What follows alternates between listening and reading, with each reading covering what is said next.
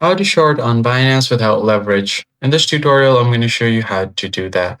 First thing you want to do is head over to Binance.com and make sure to log into your account. Once you are logged in, you can find you just need to make sure that you have your assets saved on the margins or the futures wallet. Once you have it, you want to head over to the next step on derivatives. So if you click on it here, you have two options on the first, the USDSM futures or the CoinM futures. So the only difference is it's going to be settled in USDT or BUSD, and it's going to be settled in cryptocurrency. Now from here, all you have to do is click on the first option. And once you do that, you'll be taken to the spot page here. Now, on the top left here, if you click on it, you'll have an option to select the BTC USDT or any other crypto.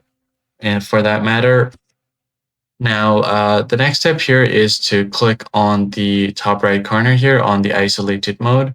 And there are two margin modes, so you can select any one of them. As you can see here on the cross margin mode, under the same margin asset, share the same asset cross margin balance.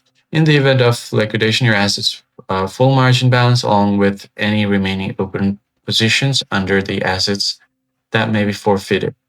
And it's a bit different for isolated, so select yours and then click on confirm.